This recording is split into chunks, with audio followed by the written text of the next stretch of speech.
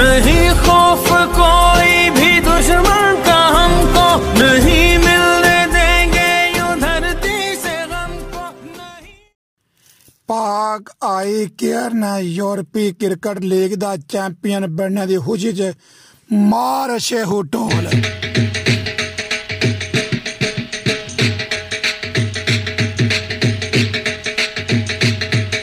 मुबारक होन चौकियां चौकियां वधाइयां वधाइयां जशन जशन होवे जशन। माशाअल्लाह जी माशाअल्लाह। साडी पाक आई केयर टीम जिहड़ी है 15 दिन पहलों बाहर तो बड़ियां उम्मीदां लैके बड़ियां दुआवां लैके मालागा यूरोपी क्रिकेट लीग खेलन आए सन, जिहदे विच उन्होंने 20 मैच खेडे ने। माशाअल्लाह माशाअल्लाह 20 चो सिर्फ 2 मैच हार के इन्होंने 18 मैच जिते ने।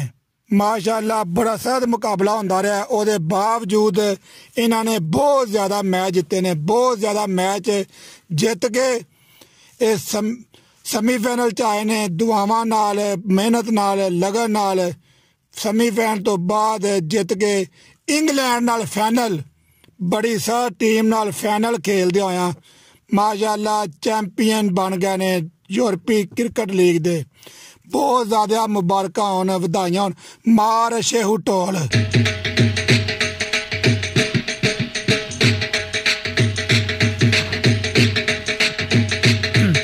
इस टीम च इतफाक मुहब्बत प्यार वेख्या वे। ये मुहब्बत ये प्यार टीमां दा इतफाक हमेशा चैंपियन बनांदा वे। बहुत ज़्यादा क्लब वेखे ने, बहुत ज़्यादा टीमां वेख्या वे, पर इन्ना मुहब्बत इन्ना प्यार इन्ना आपे च मिल जुल के कोशिश मेहनत नाल खेलना किसी होर विच घट ही होवेगा।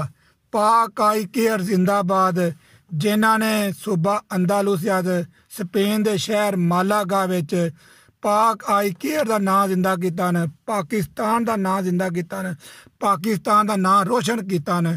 स्पेन ने चैंपियन बनाया ने यूरोप लीग का, स्पेन विच क्रिकेट ने जिंदा किया ने। एक बारी फिर मार शेहू ढोल।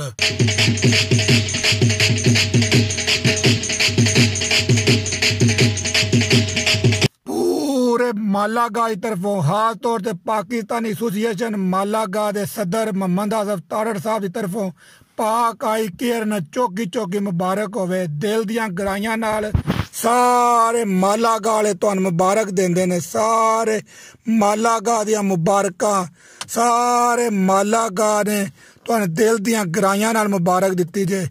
जज़ाकल्लाह जी। जिन्हां लोगों ने मेरी वीडियो पसंद आवे लाइक ते शेयर करें जे।